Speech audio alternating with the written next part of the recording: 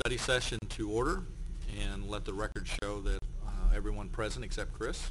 She's taking her daughter to school, and good for her. And please silence your cell phones if you haven't already. And if you would, help me with the Pledge of Allegiance. I pledge allegiance to the flag of the United States of America and to the republic for which it stands, one nation, under God, indivisible, with liberty and justice for all.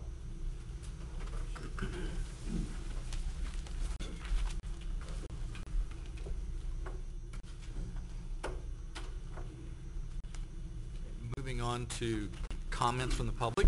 We do have one speaker. Certainly want to remind the board welcomes comments from the audience about issues being discussed. It's recommended that requests to speak be submitted prior to the beginning of the meeting. Comments will be limited to 5 minutes for each speaker and be timed. It is inappropriate to address the board about individual students or individual staff members by name in open meeting. If you have any concerns about individuals, these concerns should be addressed through the appropriate administrative supervisors, either in the schools or in the district office. First speaker is Robert Mundy. Dr. Ritter, it might be interesting to get it over with kind of early tonight, go to that city council meeting. I heard they're having a crowing contest over there. That would be really something, wouldn't it? I lay an egg or two. Hey, hello, Mr. Ritter, teachers, staff, and you fine members of the school board. First off, $105,000 for metal doors sounds very outlandish, according to my friend Don Kramer of Don's Auto Air, who is an electrical genius. Secondly, over 4,000 families have been shut off from city utilities, according to my news leader contact, the first half of this year. Now, if that's 2 children per family, that'd be 8,000 students without utilities in their home. Likely to go above 10,000 families this winter would be my estimate. For God's sake and our children's sake, do not allow any of them to go to their morning school classes hungry. And thirdly, and you probably get tired of seeing my face, one of your staff said, well, you're just like a voice crying in the Ozarks. Well, there's a lot of people watching these Ozarks around the nation, even other nations, watch you whether you know it or not. They do. Let's see, and thirdly, our great American history, heritage, and legacy is under attack.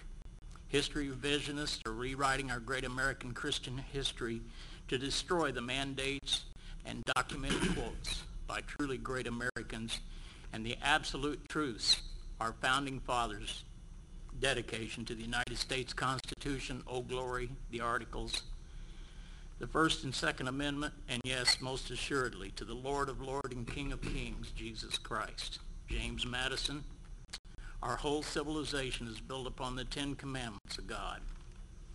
Daniel Webster stated, education is impossible without the Bible. Patrick Henry, known for Give Me Liberty or Give Me Death, stated, we were founded as a Christian nation. Benjamin Franklin, a Bible and a newspaper in every school. Gentlemen and lady, I was told that he was an agnostic. And that was back in those days of dirt, rocks, and dinosaurs. Well, I have documented quotes that his faith was anchored in this Lord that I'm bringing that is part of our history. I urge you, Dr. Ritter and school board, to get educated on these matters and stand up, speak up, implement these historical quotations numbering into the many thousands for our children's sake, and to stop the revisionist. The eyes of this nation are upon you tonight. I promise you that. But much more imperative, the Almighty is watching for you to do the right thing. May God bless you one and all. May God bless America. And let's never forget what they did to us on 9/11 and that we were founded as a Christian nation. Thank you very much. Thank you, Mr. Mundy.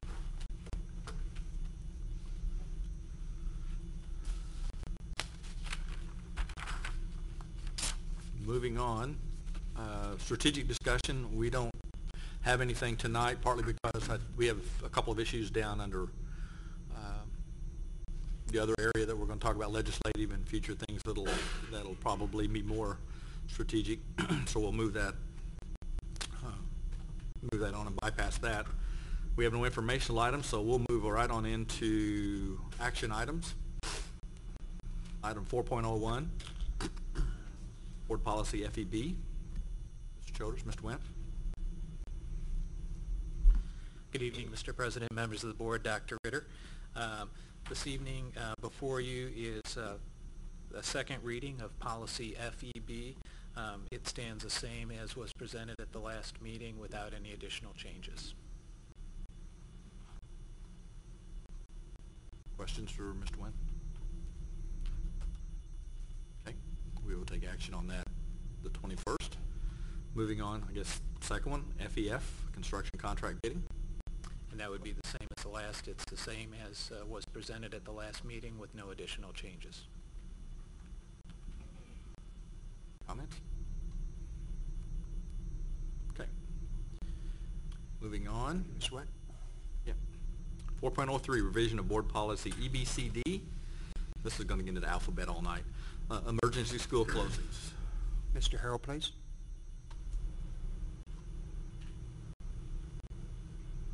Dr. Ritter, Mr. Lee, members of the board. EBCD, emergency school closings, is a revision of a policy from 1992 to match current statutes. It changes the definition of a school day from prior to being at least 4 hours to now being at least 3 hours of attendance, and also defines the adjustment of adding 6 calendar days into a school calendar for emergency closings.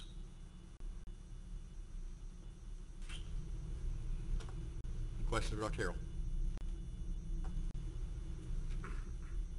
Okay. A question was asked to me earlier, how many days do we, Springfield Public Schools, have on contract?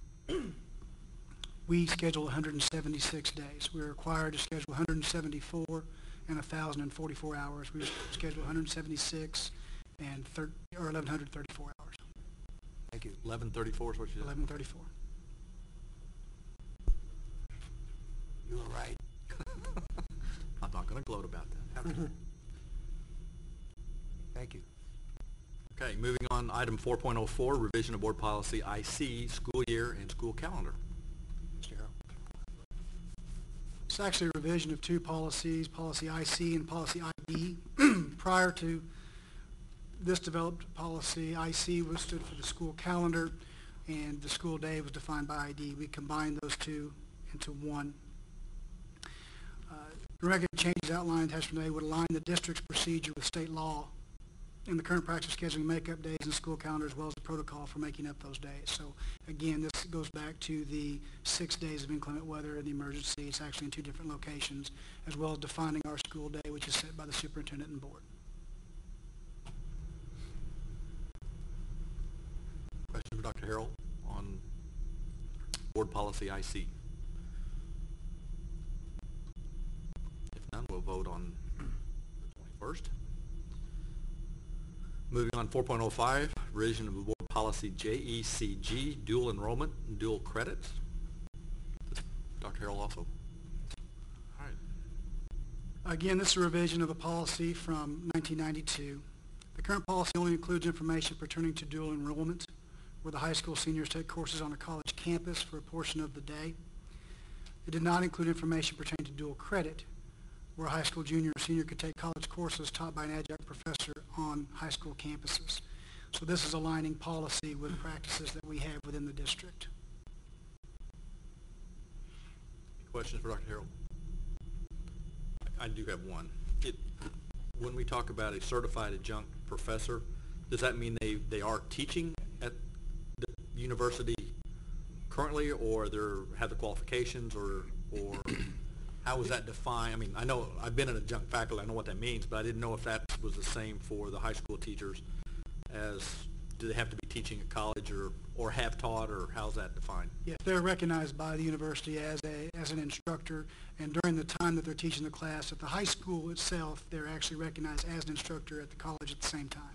So they're not necessarily teaching on campus, on the university campus? They may or may not be. Okay. Mr. Hosmer? And just to clarify, this is basically in line with current practice as opposed to changing current practice. Is that correct? Yes, sir. Okay, so it's a policy just to recognize current practice and Right. Any other questions? Okay, Thank you. Thank you, Dr. Harrell. you're done. Thank you, Dr. Hill. 4.06, revision to board policy JHA, student insurance program. Mr. Thomas? Thank you. This is a revision to a policy last adopted in 1992. A couple of changes. One is to eliminate the word adequate on adequate coverage because we didn't feel that we should be the decision maker on what's adequate coverage. The other change is to better align the policy with the mission requirements for athletic coverage.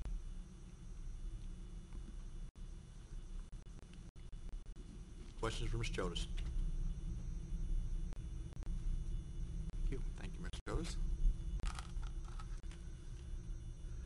Moving on, item 4.07, adoption of board policy IICC, school volunteers. Mr. Maines? Oh, Ms. Lefebvre. Good evening. This policy is an outline of appropriate practices and procedures for district volunteers, and it will align board policy with current district practices, and it's something that is recommended by MSBA. Questions about policy IICC? How are we handling the background checks now? Well, currently, every year, each volunteer is required to fill out a new form. Background checks are good for 3 years. So a process will go through, and if you need a new background check, we'll go through the whole process, and if not, you're automatically approved. Is the district paying for the background check? Yes. Or, okay, that was really my Okay. question. Who's paying for the background check? Yes, we are. Okay. Mhm. Any other? And do we define what a volunteer is? I mean, most teachers encourage parents to come in on a regular basis. Any parent that comes in is defined as a volunteer under this policy. Yeah, we feel that, if you're going to have regular contact with students, supervised of course, but any kind of contact with students, we feel most comfortable if those folks have a background check. So I guess my question is whether or not this is, any parent that comes into the classroom is going to get a criminal background check done, or any parent that is quote unquote left alone with a student. Is there a distinction there? Maybe that's something that we need to define a little bit further, but, as it's been in the past, it's been at the building level's discretion. If parents are coming into the classroom and the principal feels that it's most appropriate, they get a background check, we've been kind of leaning on their guidelines on who gets one and who And what is the practice in place now in terms of when a background check is done? Well, currently, again, it's kind of at the building level. Right now, what we require is that, based on what the volunteer is doing at the school, if they're going to be there for a day painting a wall or something like that, they're not required to have a background check. But if they're going on a field trip or they're, working in the library where there's students around, that's something that currently they have to have a background check. So a homeroom parent, somebody like that Yes. would require a background Yes. check. Mm-hmm. I guess in my confusion, is either we're going to do background checks for everybody that comes into that classroom on any basis, or leave it there. That seems a little bit vague. That's left alone with the student. I mean, I'm assuming at any point in time you could be alone with the student for a particular point in time, and I guess I don't know what the logistical impact is going to be if we are trying to encourage volunteers to come in on an ad hoc basis, encourage parents to come in on an ad hoc basis, and then turn around and try to get background checks on all, criminal background checks on all those people? Is that, Can I help with that, please? please? Typically, think of it in terms of an elementary and they have 2 class parties a year. If we have parents coming in for a classroom party where there's going to be total supervision, we would not typically expect them to have a background check. Parents that come in on a more regular basis that might be and go out into the hallway and work with the student on reading, I'm just giving you examples, or like she said, in the library where there could be in a situation where they might be alone with a student, we would require a background check. So it's people that come on a regular basis or not in a classroom party type setting. Does that help? It does, and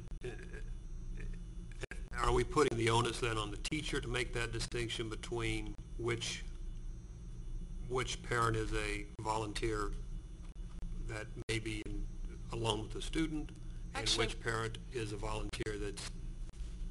It's the responsibility of the principal, and we're talking about this at principal's meeting tomorrow.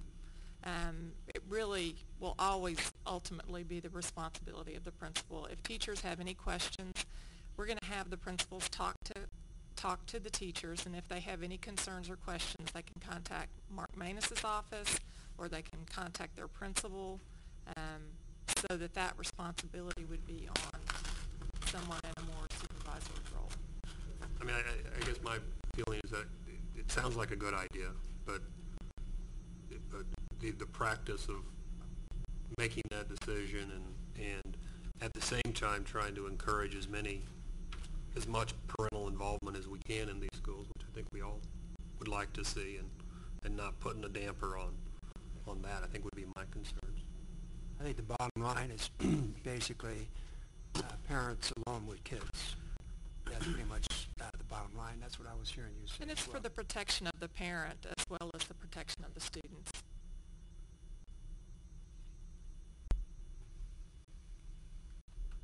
Any other questions? Is this a new policy? This isn't a new policy. Yes. It's a brand new policy? Mm-hmm. Because there is no IICC in the policy.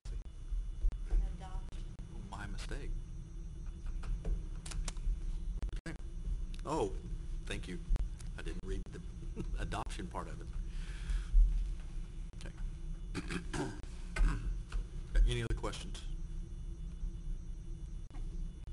Just a thought on the process of whenever someone wants to be the volunteer or a volunteer, they contact through the building principal first, and they're told in advance, if you want to do this, find out this is a good fit for you, or we think you're a good fit, you understand there's a background check to be done before you are approved. So there's no misunderstanding or hurt feelings or surprise by Right, and that's something new that we're implementing this year. In the past, it's always come to the community relations office first, and then gone to the buildings.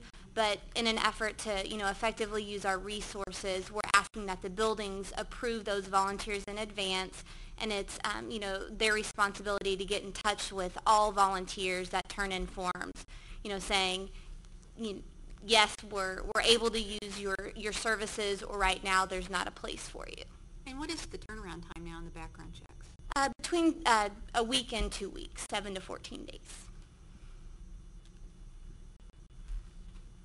Since this is an adoption, let me go back to my first question. Do we need to address who pays for the background check? Because I know that's been an issue before. Right. And I know we suspended it one time for a while. You put that in policy? That's what I'm asking. Is that a policy discussion, or is that not a policy discussion? It says the district will conduct it. I don't know if that's a policy discussion or not. I'm just asking. That's a question, not a recommendation. Making that statement means that it's district cost. That was my question. And is that something we just passed on to applicants? We did. Background just this year? we pass that cost on to? We did that for a period of time. We asked the volunteers to pay for the background, which is like End of $15 last or year. something like that. And I think we changed that. It was last year's budget discussion, if I remember right, or something like that. And I don't know what the impact was on getting new volunteers with that. I think if we're asking them to volunteer, that we have some issue with that. But I didn't know if this is clear enough that the district will conduct that, or do we want to put that in policy? Dr. Holman? Is this based on a model policy that the MSBA's I put out? think it is. Because, It is. yeah, I was going It's to not say, very I tend to specific at all. agree, I don't think it's well worded. I think it's awkward. And I just wondered if how closely this matched the MSBA policy. I don't know. I mean, it's... Without looking, I don't know. I mean, there's really only one sentence in here that says anything.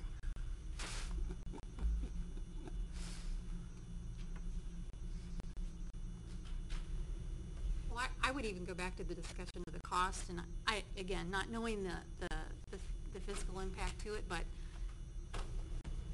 and we do want volunteers, and we need them, and whether they're parents, grandparents, aunts, uncles, but is this a situation where their intent is to be the volunteer on a regular basis, and it's the cost of the background check, and then they come twice, and then they don't come back?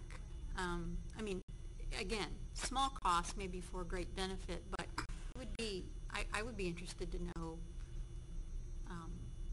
that kind of follow-through if they've made the inquiry to be a volunteer. Well, and I think that's a good question, because I know in one instance where if you're a watchdog in one of the schools, you may only volunteer one time during the whole school year, one day. And that, rightly so, that ought to have a background check, no question about it, but it's one time. So, I mean, if you're talking about the cost-benefit thing, it's probably still a good investment, but it's a one-time, potentially a one-time deal that you might have, as opposed to somebody that's coming into the school a lot, but Every 3 years. and it's every 3 years. And I think the two questions, I mean, I think Mr. Hosmer's question about what is a volunteer is a very good one. As far as some definition, I mean, I don't think there's any question about the policy need. I think maybe it needs, what I'm hearing is it needs to be fleshed out a I little. think it needs to be better defined, is what I think. Well, that's what this is all What the policy's trying to accomplish. Dr. Brewer? And I would think that in a policy we don't need, I would prefer we not specify who pays for the cost. That may change as our financial status changes, and that's more of a procedure from administration.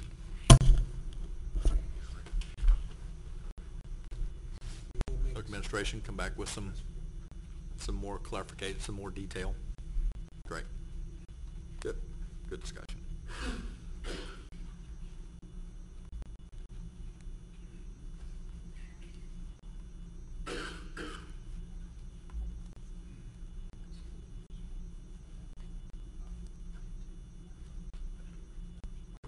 Okay, why don't we clarify when they're going to come back, and that would be in October.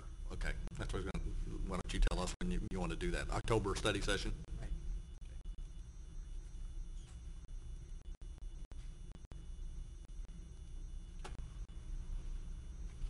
Moving on, 4.08, granting of utility easement. Mr. Wynn?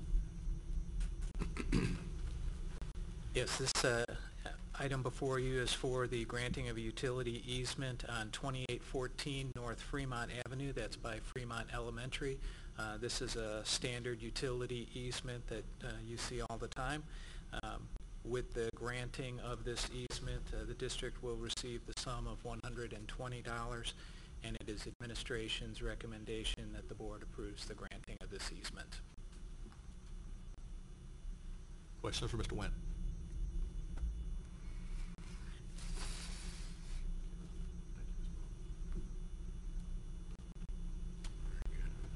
Please note the routine action items, which we will address on the 21st.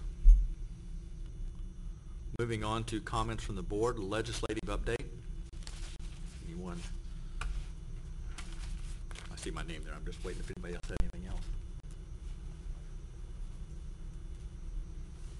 That says an update on Missouri Vision Project. I'm going to do that second. I would like to report on the regional, MSBA regional meeting that we just completed last Thursday in Reed Spring in the middle of a tornado. Yeah. It's kind of exciting. Had an extremely good meeting. The majority of the topic of the night was legislative issues and things that may be coming down the road, and we had some great discussion with respect to some of the current issues that are dealing, that we're facing in education community for the next year particularly. And I would like just to highlight a few things from that that session. One of the things that was very clear was we will have 74 new members of the General Assembly, period. Bottom line, that's the minimum. Could have more. So a tremendous amount of education, no pun intended, is going to be required here to get them up to speed. So there's going to be a potential shift in the state as they look at some of the education issues. Certainly the budget will be the biggest one. They're now projecting anywhere from $600 million to $1.2 billion shortfall next year. That's over and above what we've already seen. And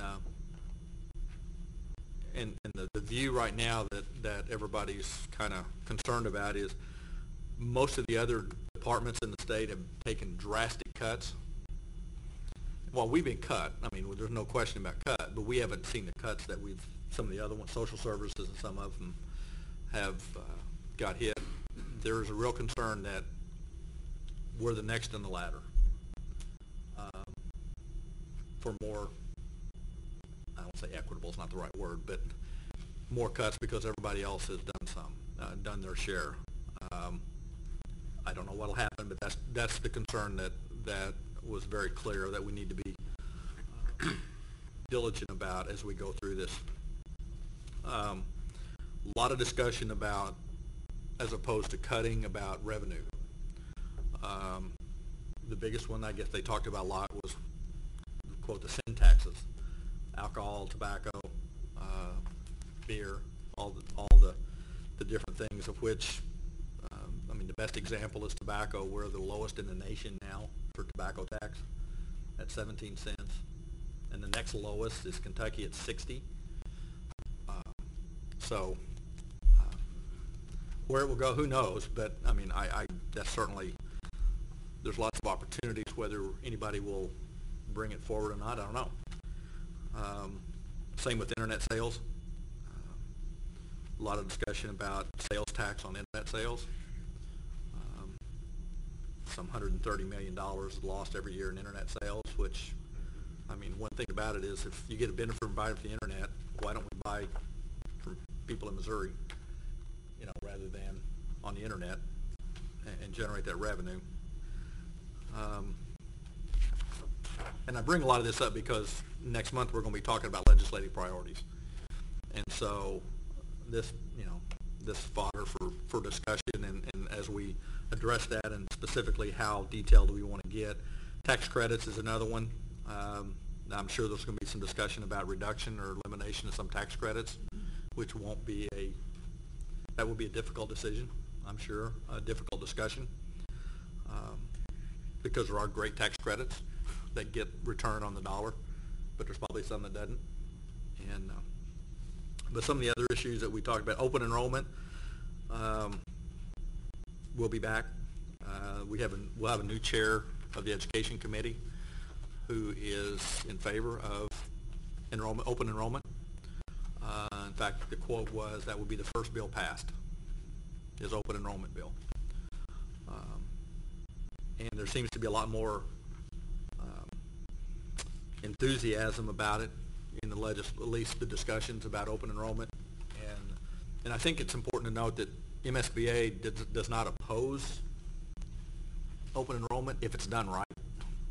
That's the issue of equity and the funding mechanism of how that's done. I mean, they do oppose it if it's not done properly, so that no one's hurt, so. Go ahead, yeah. For those that like the idea, want to push the idea of open enrollment, what is the excitement about it? What is the enthusiasm? Where is it coming from? Do we know?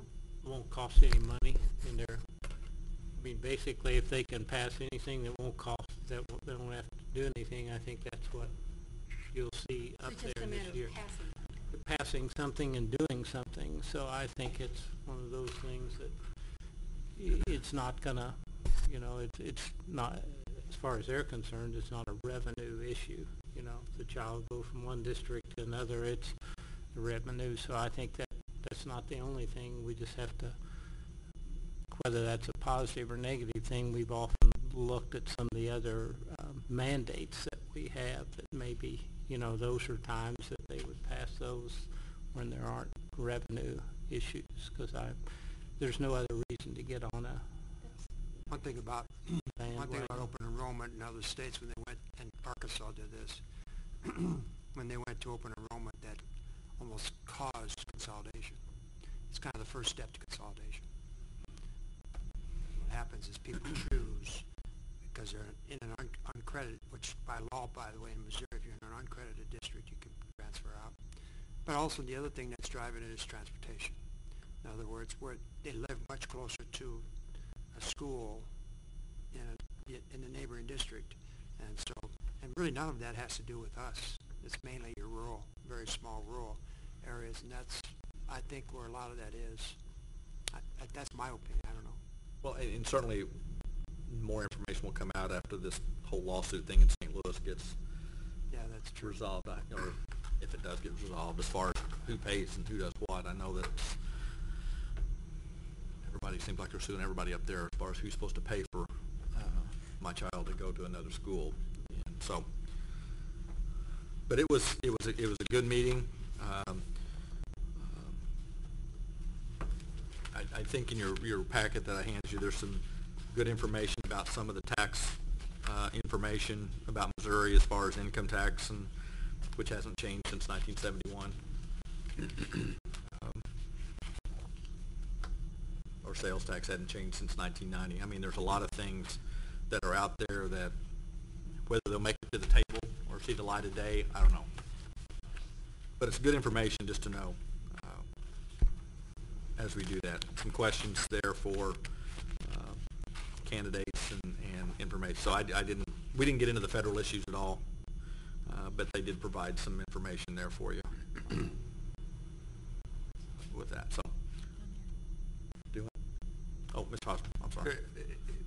With this meeting or your work with MSBA, do you know if there's going to be a push for districts to perhaps advocate or support some of these revenue stream ideas? I mean, I know that it's interesting that Missouri is second to Kentucky in lowest taxes on cigarettes. I believe, if I'm not mistaken, that Missouri is second to Kentucky in number of teen smoking as well. So that's kind of an interesting statistic. That MSBA's, that's why it's listed. MSBA. Kentucky has the highest rate of teen smoking. I think Missouri has the second highest rate of teen smoking, which is not something you want to be tops in the nation at. But I wonder if, you know, because a lot of these things are not going to be politically popular, but I mean, it seems apparent to me that revenue streams, all revenue streams, have to be looked at, because I think the cuts, without additional revenue streams from wherever they come, closing tax loopholes, cutting tax credits, raising sin taxes, doing whatever, that, you know, there was something in here about that districts have been asked to just do more with less, and we've talked about this at this table before. That's easy to say when it's a 7%, 3% drop, or a slight raise from last year, but not as much as you've been expecting. It's a lot harder when you're talking third or fourth year of major cuts, and maybe this one being the biggest of all. I don't know how much more you can do with how much less, and and whether or not school districts, by supporting specific items, and I don't know which ones they would be, but putting our necks out there a little bit to say, you know, we think this is a good revenue stream.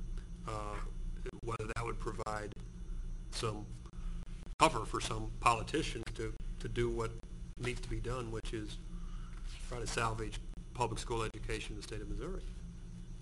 Is there talk of that, or? The MSBA is, yeah, they're going to try. You have to. I mean, you can't cut to success.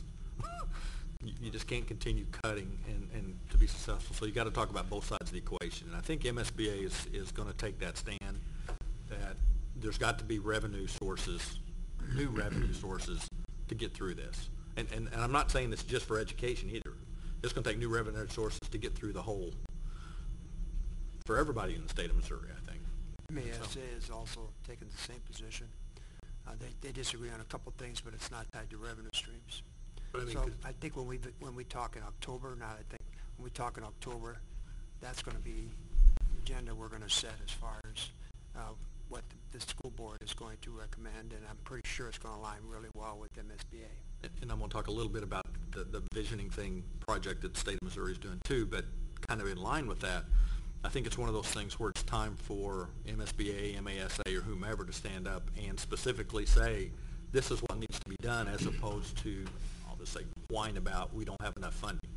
Give us some solutions. Don't just complain about the problem. well, Give us some ideas as to how we could solve this and make it happen.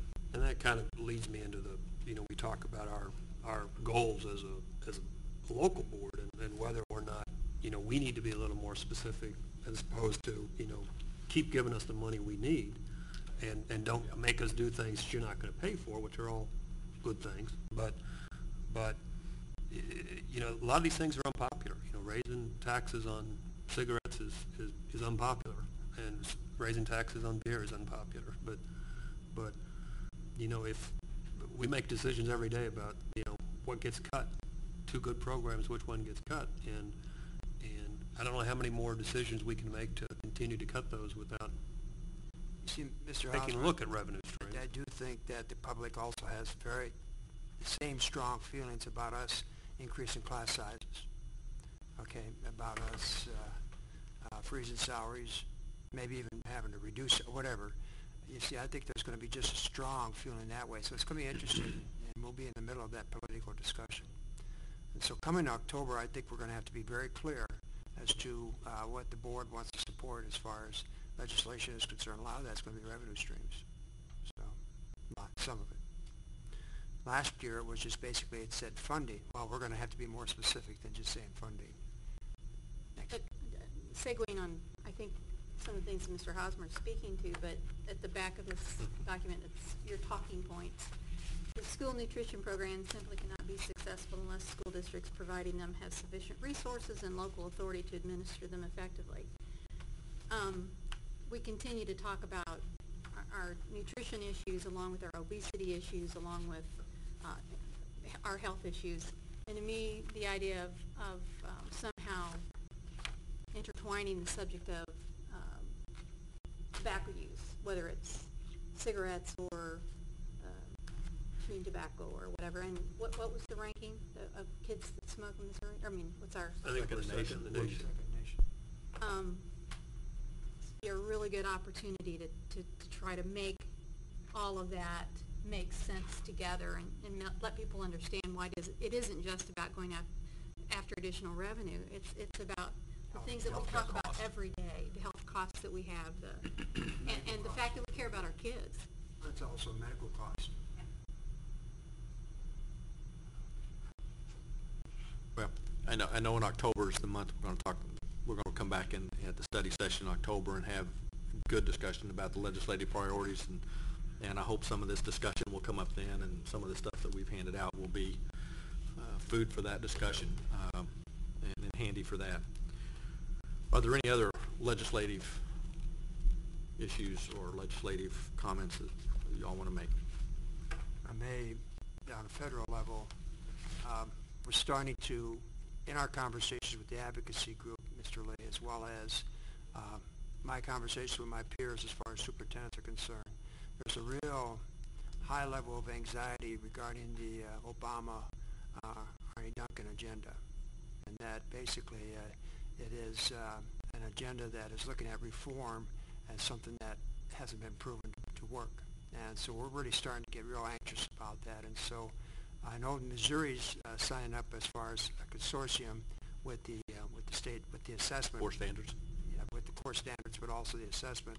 And I think that's going to work out just fine. I think it's going to help us with that. But I do think we need to be careful how this legislature, how this, how Arnie Duncan, how the Secretary of Education, as well as the President is moving forward with this. It's no different than what we had before.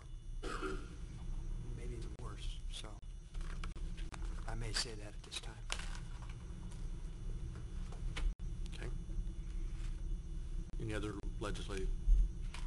Nope. You're just raising your pencil. Just waving it. Future issues.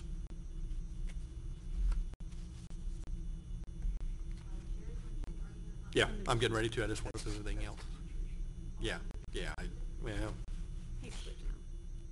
okay, we're still in legislative, whichever.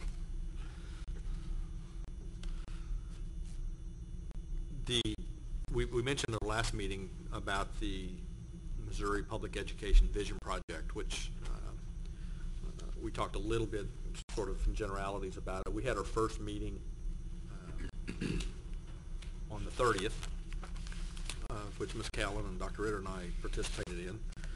And what I think was a very productive meeting, but anytime you get into a strategic plan, visioning project, it's not always pretty for a while. You got to go through the weeds before you can get to the other side. And so there's going to be some of that in this process as we try to struggle through some of the discussion. But the whole purpose that this whole effort was intended to do was to develop a comprehensive vision for public education in Missouri. Basically with the fact that if we don't have some kind of vision in this state about where we want public education to be, that those that come in and say, well, vouchers is where you ought to go, open enrollment's where you ought to go, this and that, and there's always something that's coming from somebody that says this is the solution. And this part of the goal here is to try to not just to combat that, but also to get into back to what I said earlier is education in Missouri has always had a stigma of just say no, as opposed to be part of the solution as opposed to just identifying all the problems. And so this was a way that we can get with the superintendents and the boards to get together as far as the leadership of the public education community. Where do we want public education to be in the next 5 years, 10 years, whatever the case may be. And what I wanted to, how many of these I got? Just to keep you up to date on what we're doing, since we do have 3 of us are involved in this. But the whole effort is really to accomplish a few things, and I do want you to know what those are. And that is, one is to build trust and support for public education, to create a unifying vision and transformational principles around which coalitions can be formed, to change the education culture in the state, provide guidance to local school districts as they develop strategic plans, and I'm paraphrasing some of these, to provide a world-class educational experience for all of Missouri and to ensure our students are competitive in the global economy. And what I handed out was a framework that was put together to address those. There are 7 working groups going on now, made up of superintendents and board members, addressing 7 different areas. The first one being teaching, learning, and assessment. And as you can see from the chart, that's the most important one. And so everything builds upon that or is a foundation for that. But just to give you an idea of some of the things that's going to be talked about in this vision, that one is developing a vision for standards, relevance and rigor of curriculum, instruction and assessment purposes, and developing assessment tools. Then underneath that, support for early learning and student success, and that's developing a vision for student readiness, school readiness for students, motivation, 24/7 learning, and funding options for early childhood programs. The Human and Organizational Capital group is focusing on recruitment and selection of teachers, teacher and leader preparation, certification, orientation, induction and retention, differentiated compensation, retirement and return to work, evaluation, organizational responsiveness. We'll be addressing a lot of those topics. Governance and leadership and accountability is talking about the roles and relationships of the governor, legislators, State Board of Education, local school boards such as ourselves, superintendents, principals, getting into accountability, school completion options, things like that. Climate and culture and organizational efficacy talks about climate change strategies, culture, stakeholder satisfaction, support, engagement, poverty, which obviously is being talked about heavily here in this community, and school and student safety. Then we deal with the, really gets down to the bottom line on some of this stuff, is the financial resources, potential revenue sources, state funding formula, state and local taxing authority, and the role of the federal education funding. And then physical resources, we'll be talking about the learning environment, virtual environment, infrastructure, technology, facilities, learning centers, school size, things like that. So that's the working groups that are in process now to put some of this together. And as you might expect, the opinions and thoughts are all over the board with that. So coming together with something hopefully in a year from now. That's the goal, is to have something at the MSBA meeting next October, a year from this coming October, with a plan that the groups can use as a blueprint for legislators, us, of what we're looking for in the state, of what a public education system in Missouri should look like. So it's kind of exciting, but it's quite an undertaking. It's patterned a lot after Georgia, and Texas has done this. Two totally different states and how they do things. I mean, just in the discussion we had with fiscal resources, in Georgia they provide funding for facilities, a revenue stream for facilities. Obviously Missouri doesn't do that, so a whole different environment when you're talking about fiscal resources. So I think it's going to be really exciting about it, but it's going to be a major undertaking. And we'll have that hopefully ready in a year. So any questions or thoughts about that? We'll keep you informed. Who are the players again? Well, basically, it's superintendents and school board members, and there's 60 of each. And so that's really the initial group. They will go to communities, and I believe they're thinking as early as next November. November, there's going to be 4 community meetings that will go around the state, and I don't know where they're going to go, but we haven't defined exactly the locations yet. But they will be going around getting input on all these areas and issues and getting comments. They'll provide web access for people to make comments on the web and the website. So there'll be a lot of community input into these issues because they need that. And who's kind of sponsoring the thing, or MSBA and MASA, administrators, the superintendents. and is the idea to put together a white paper on this, or to put together legislation, or Both. either both, White or? paper first. It'd be a white paper, and because you really put the white paper together, and then step 2 will be the implementation of what is addressed in that white paper, and that will be either doing legislation, influencing legislation, or not just legislation, but maybe DESE, State Board of Education, us. I mean, as far as input as to, the way we do business also as a framework. Is DESE involved? Well, they're yes. In fact, DESE presented at this, but DESE is working for both MSBA as well as MASA. In other words, they're managing the information, but they can't give direction to it. That's not their job. It's primarily the school board association and the superintendents. What's interesting about Georgia is that they have the advocacy plan in place, and it is driving a lot of their decisions, and really taking it to the legislators. And so, to be proactive is really seeing it as happening and helping their process. So that's part of the reason that they took it on. And that's really the goal, is to be proactive as opposed to being reactive. We as an entity have done pretty well over the years counterpunching, having to respond as opposed to, this is what we think we ought to look like 5 years down, which is really just good planning. This is good sense, this is common sense, as opposed to letting people shoot at us all the time.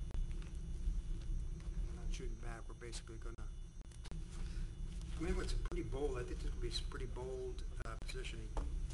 Oh, yeah, it's going to have to address some real specific issue. That's why it'll get very interesting over the next 12 months, I would think. Any other questions on that? Probably took more time than I intended to. Any other future issues? Doctor, anything else we need to talk about? I didn't have anything else on my list. Carol, do you have anything else? Okay, moving on to other. We do have a discussion, and I know that the board got,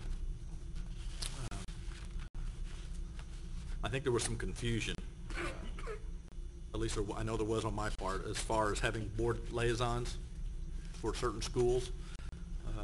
I know we talked about this a couple of years ago, and I guess we kind of thought that was gone, that we weren't doing that anymore. So come to find out, we do have board liaisons to specific schools for board members. And I guess I would like to entertain some discussion on that if this is something we want to, it's just procedure, it's not a policy. It's just a procedure. If we have something we want to pursue, if that's got benefit to it, if it does have benefit, how do we do it? And what does that entail? So I'd love to have some input from. Let me clarify, I think a couple of years ago, basically the board made the decision at that time, a recommendation at that time, there'd be no liaison, that basically it's wide open. And so really we kind of screwed up by putting this in there. And so really it doesn't exist right now according to board standards. So if you guys want to have us put it back in, you really need to tell us to do so. Because really I remember it was a couple of years ago, you all might remember, that we decided that there would not be any liaisons. I think that was before I came on, so if some of you veterans can help me on how was it used and what were the benefits of it. Well, I think that was one of the problems. I think it was inconsistently used. I don't think that I don't think being handed a list of schools or departments or whatever to an individual board member necessarily meant that much to either side. And, you know, in the different times that I served as liaisons prior to us getting rid of it, I don't think that there was much exchange between those buildings or departments and the board member either way that really seemed to make much difference. And I think that most of us felt that it just wasn't serving a useful purpose, that if there was a particular issue at a particular site or a particular department, we'd probably best handle that on an ad hoc basis. I think that the history was, and I was here in '96 when we did that, was that there could have been 7 people visit one school and 0 board members visit others, you know, and so therefore I think that's why it was originally done. It was just to even it out, and also that so that board members who really wanted to didn't stop them from visiting every site if they wanted to. It was just a way that at that point we thought every site would at least see a board member's face at least once during the year, and that basically was the only commitment that was made then, that you will visit that sometime during the school year. And there was never really any rules set, assignments set up, except those are the ones that you would go to, and you can still visit. You can visit them 10 times or 1 time, or visit any of the others, but there wasn't anything besides just some equity and making sure some board member would be at a site. And I, you know, I think it is important that they see board members occasionally in the schools as much as you can. Obviously, work schedules and everything has a big impact on that, and rightly so. But I know that they like to see board members out there in the schools. At least they tell me they do. What are they going to tell you? Yeah, and then they're going back and watch that idiot come into the board. We don't want to see you. We don't want to see you anymore. Well, that's probably what's happening. But I think it's a matter too of distributing some of the contact as opposed to they want a board member. So if the first thing is call me or call Tom to come out, and maybe this is a contact with other people on the board. I don't think it's happening, but I don't know. I guess my question would be, and I've received a couple of calls, and the entree was, well, you're our board liaison, so, and of course I just sent them to Norm, but I guess my question is, can we do some good with this? And if we can, then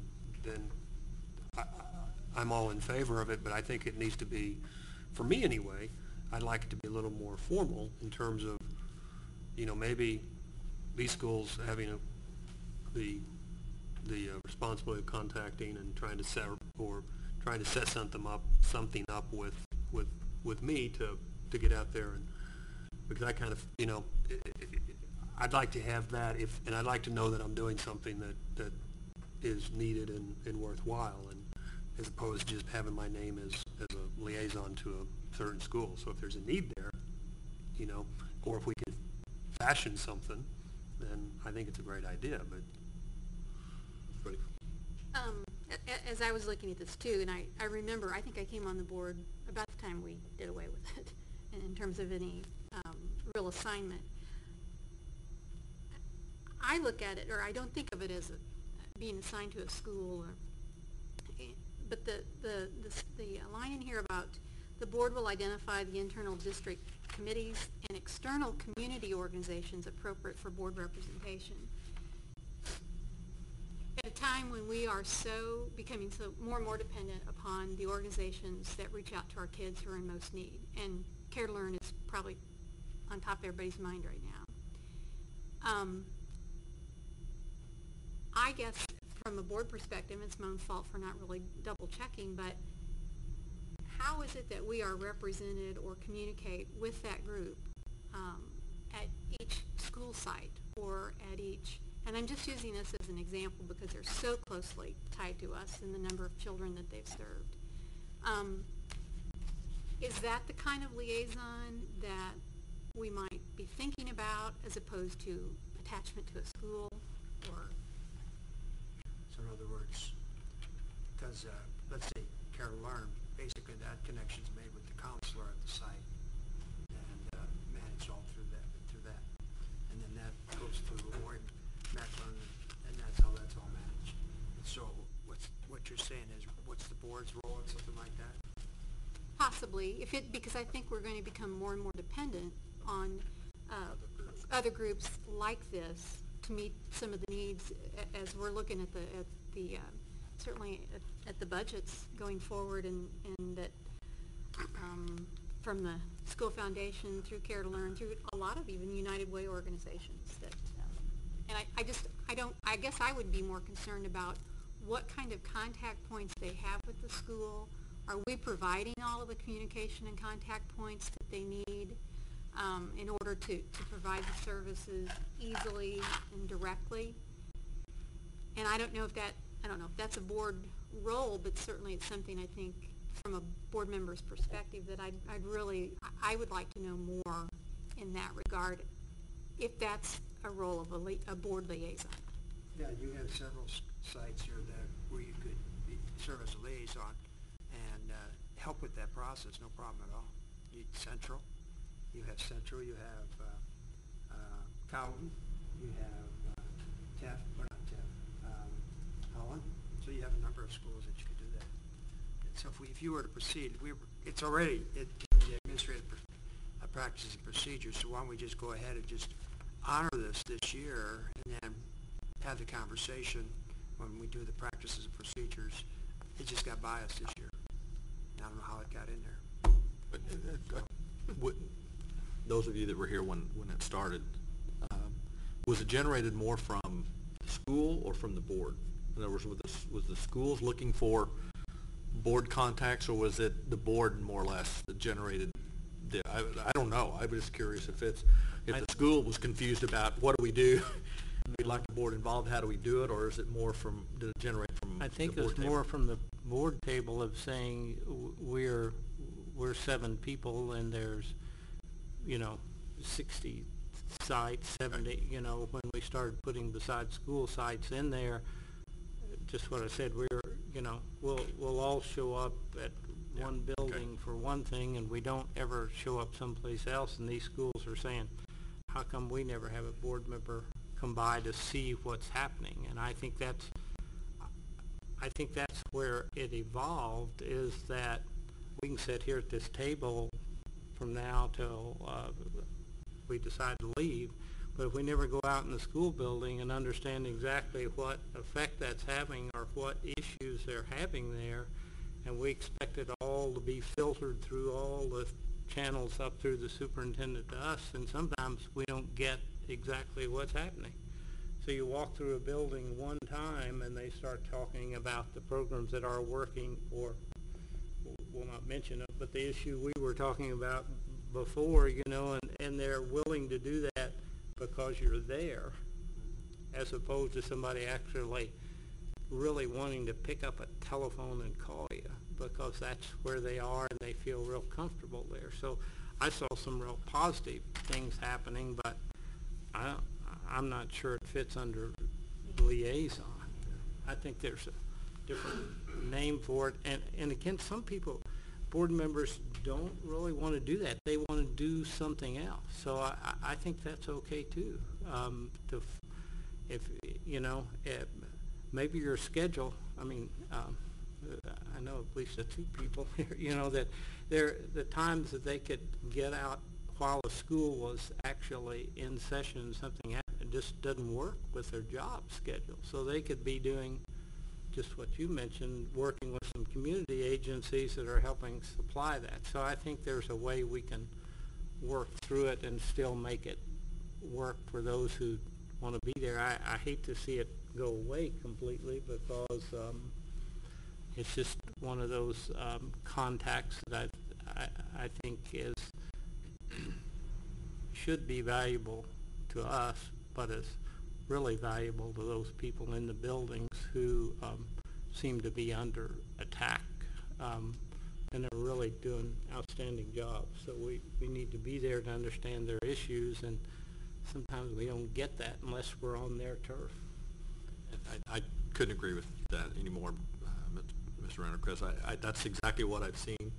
It's more for them than me. Yeah. I like seeing what's going on, but it's really, to me, it's a real benefit for who you see in the building, of seeing that, one, we care and we're interested in what they're doing,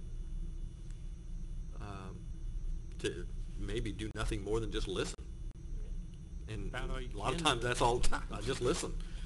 And sometimes it's a vent. And that's great. That's wonderful. But I do think it's not just us seeing it, but them having an opportunity to see our face out there, and that we do care. And I'm preaching to the choir here, because I know this board understands that, knows that, and sees the importance of being out there. So well, what I'm hearing is maybe we'll proceed on with it right now, but as we talk about this, we probably need to add a little more definition to it, a little more structure to it, a little more, I don't want to say job responsibilities, because that's not right, but at least so that it benefits everybody. I wonder, when we talk about this next, if there can be some feedback from the sites as to, you've got these liaisons, what would you like to see that person do? What types of things would be important for you or your site? Maybe the answer is nothing, or maybe the answer is it'd be great to have them there for a PTA meeting or something like that, or something else. And I think that would give me a lot of guidance. I think we need to do it both ways. Now, you do understand that there are some districts where the superintendent doesn't want their board in their sites. I understand personally that. had that, yeah. Anyway, but I think in this situation, there's no question that I think everybody would be comfortable. So, well, yeah, we need to have the conversation with the sites as well, see what side. And Well, I just honestly, it is risky. I don't mean that negative necessarily, but you hear, and that sometimes people want to discuss things that I can't solve. Right. I don't think there's, I don't think there's any question there's value to the concept. I think at the time that we abandoned doing this, though, we felt like just handing someone a list of buildings or departments and saying, you're their liaison. We didn't feel like that had a lot of meaning. That was basically why we abandoned it. Nobody seemed to miss us as liaisons either, as far as that goes. Harsh reality, isn't it? Oh, okay.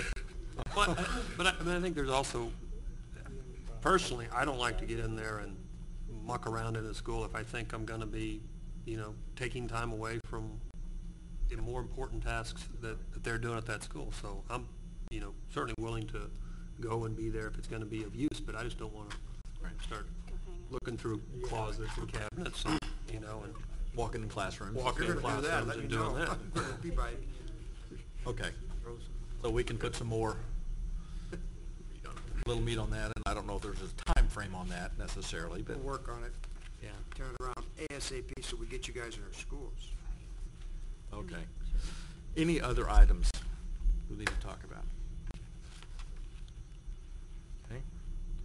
Don't forget your. By the way, on a note, you're all invited to walk with me at any given time at any of the schools, if you want to. So.